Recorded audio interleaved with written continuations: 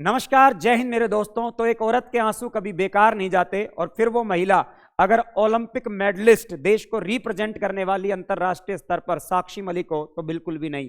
तो जी हां, आपको पता होगा कि Brijbhushan wrestling federation of India के पूर्व चेयरमैन और पहलवानों के बीच चला लंबा दंगल का अब अंत हो गया है और इस दंगल में पहलवानों की एक बार फिर से विजय हुई। तो आपको पता होगा अभी 21 दिसंबर को साक्षी मलिक ने कुश्ती से संन्यास की घोषणा की थी। उसके बाद बजरंग पूनिया ने अपना पद्मश्री पदक भी लौटा दिया था। फुटपाथ के ऊपर वो पीएम निवास के बाहर गए और उन्होंने अपना पद्मश्री भी लौटाया। ऐसा क्यों किया? क्योंकि अभी रेसलिंग फेडरेशन ऑफ इंडिया के इलेक्शन हुए और उसके अंदर ब्रजभूषण का ही एक करीबी व्यक्ति जिसका नाम था संजय सिंह, वो चुनाव जीत गया था। लेकिन अभी स्पोर्ट्स मिनिस्ट्री ऑफ इंडिया ने एक पत्र जारी किया है और उसके अंदर उन्होंने जो newly appointed wrestling federation of India है उसको भंग कर दिया है, उसको सस्पेंड कर दिया है।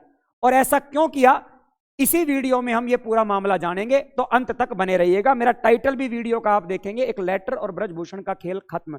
तो कैसे हुआ, ब्रजभूषण और उसके करीबी संजय सिंह को रेसलिंग फेडरेशन ऑफ इंडिया से क्यों बाहर किया गया स्पोर्ट्स अथॉरिटी ऑफ इंडिया के द्वारा, ठीक है, इस वीडियो में अंत तक बने रहिए, इसी पे चर्चा होगी आज के इस वीडियो में। तो देखिए, अभी आपको पता होगा कि जून के महीने में, मई जून का जो महीना था, उसमें पहलवानों ने प्रदर्शन किया था दिल्ली के अंदर, जिसमें उन्होंने ब्रजभूषण जो रेसलिंग फेडरेशन ऑफ इंडिया के चेयरमैन थे उनके ऊपर यौन शोषण का आरोप लगाया। गंभीर आरोप उनके ऊपर लगाए गए थे और पहलवानों ने इसके लिए प्रोटेस्ट किया, उनको गिरफ्तार भी किया गया था बीच में।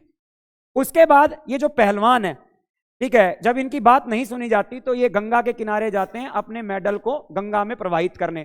लेकिन वहां पर उस समय जो किसान आंदोलन हो रहा था तो उसमें किसानों के द्वारा इनको रोक लिया जाता है कि आप मेडल, आप देश को रिप्रेजेंट करते हैं, इतने मुश्किल से मेडल लेकर आए हैं, ठीक है, ये मेडल आपकी आन बान शान है, आप इनको गंगा में नहीं बहाइए। और ये मान जाते हैं। उसके बाद प्रधानमंत्री भी इनको आश्वासन देते हैं कि आपके साथ बिल्कुल ठीक होगा, ठीक है ना, हम निष्पक्ष जांच करेंगे और जो गलत होगा उसको सजा जरूर मिलेगी। और उसके बाद ये पहलवान अपना आंदोलन वापस ले लेते हैं।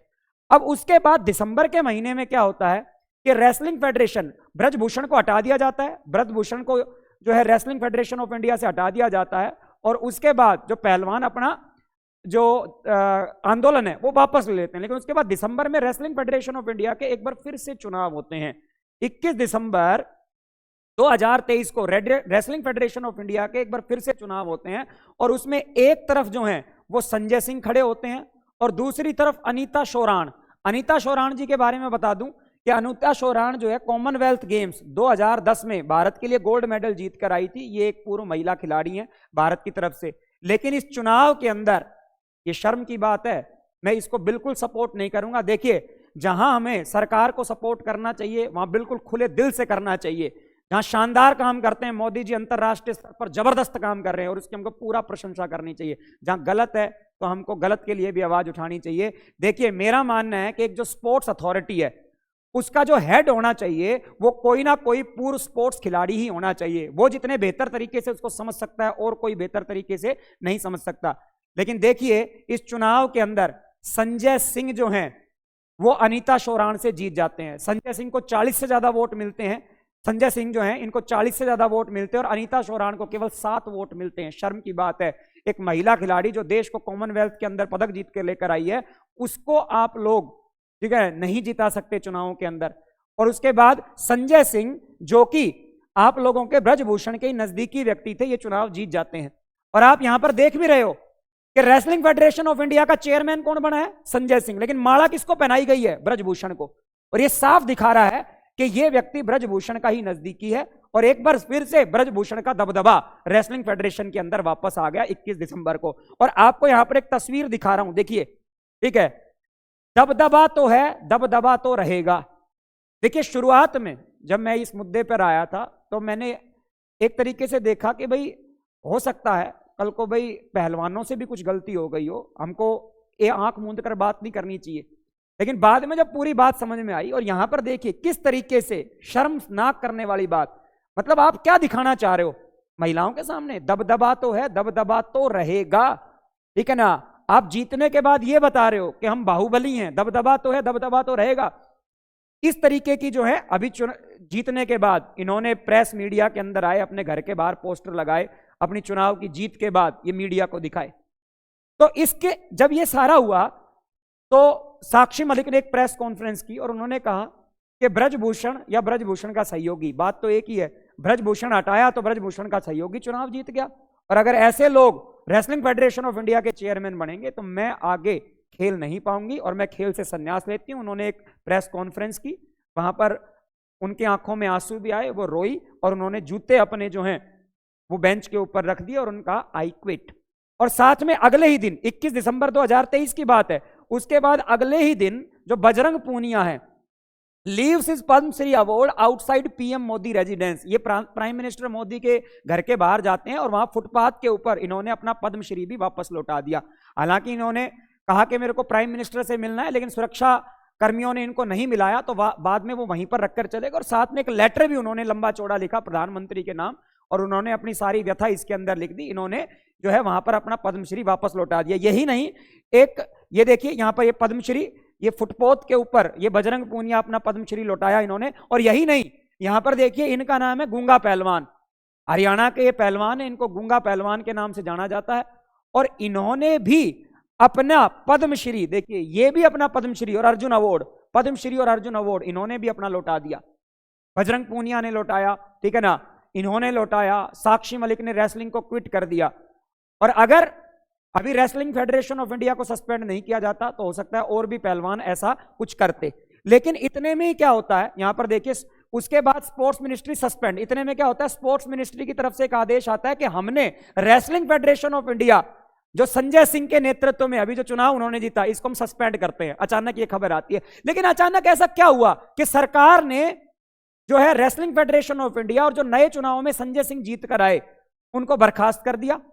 और इसमें कहीं ना कहीं मैं मानता हूं कि मोदी जी का सराहनीय काम है, उन्होंने पहलवानों की व्यथा को समझा, जाना और उसके बाद एक्शन लिया, सही के साथ सही किया। और ये हमारे प्रधानमंत्री के लिए बड़ाई की बात है कि उन्होंने जल्दी इसके ऊपर फैसला लिया, ज्यादा समय नहीं लिया। और बाद में साक्षी मलिक ने भी अभी उनके इस फैसले को जो है सराहा है। अब ऐसा क्यों हुआ, अचानक क्या बात हुई कि उनको रेसलिंग फेडरेशन ऑफ इंडिया को सस्पेंड करना पड़ा, तो इसकी भी मैं आप लोगों को थोड़ी सी शॉर्ट में बात बताता हूं। देखो ये है प्रेमचंद लोचब, ये है प्रेमचंद लोचब, और ये basically wrestling federation of India के महासचिव हैं। वो चेयरमैन है संजय सिंह, ये है महासचिव।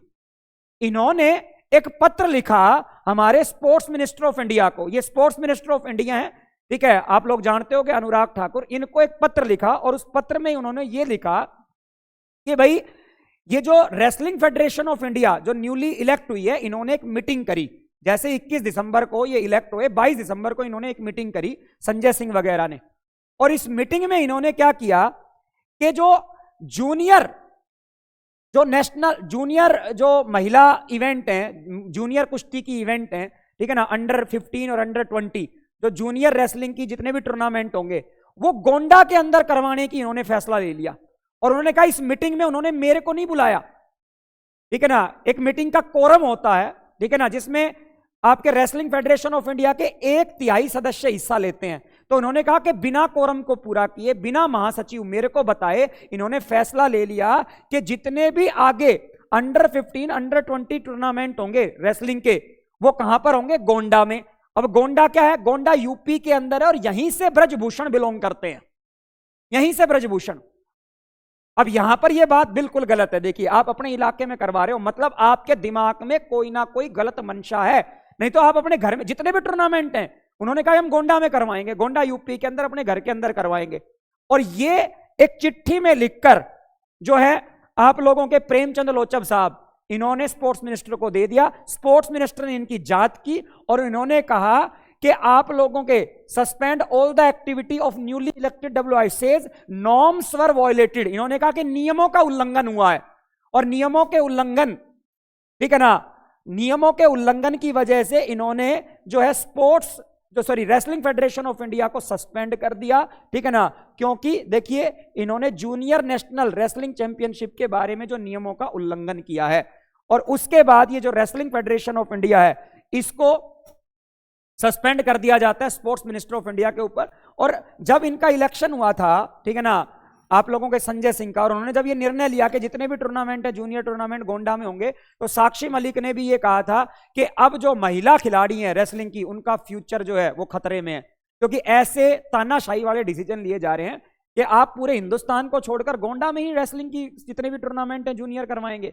इससे आप क्या साबित करना चाहते हैं? तो कहीं ना कहीं ये गलत था, लेकिन स्पोर्ट्स मिनिस्ट्री ने जल्दी ही इसके ऊपर डिसीजन लिया और इसको जो है आप लोगों को सस्पेंड कर दिया, संजय सिंह को बर्खास्त कर दिया। हालांकि संजय सिंह, इसके बाद देखिए संजय सिंह हाईकोर्ट में गए हैं और आपके जो ब्रजभूषण जी हैं इन्होंने तो पल्ला ही झाड़ लिया। इन्होंने कहा कि मेरा तो कोई मतलब ही नहीं था वैसे भी, ठीक है ना, मैं तो पहले ही इस्तीफा दे चुका था और मैं तो लोकसभा के चुनावों की तैयारी कर रहा हूं, ठीक है। तो इन्होंने अपना पल्ला ही झाड़ लिया। मतलब जब जीत में जीत और हार में, ठीक है ना, हार नहीं, अपना बच के साइड में निकल लो।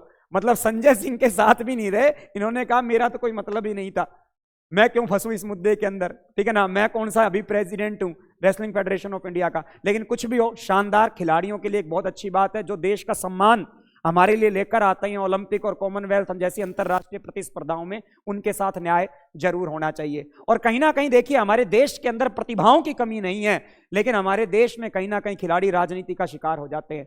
तो अगर मेरे द्वारा दी गई इंफॉर्मेशन इस वीडियो में आपको अच्छी लगी तो इस वीडियो को ज्यादा से ज्यादा शेयर कीजिएगा, ठीक है ना। नेक्स्ट वीडियो के साथ फिर आऊंगा। जय हिंद, जय भारत, वंदे मातरम।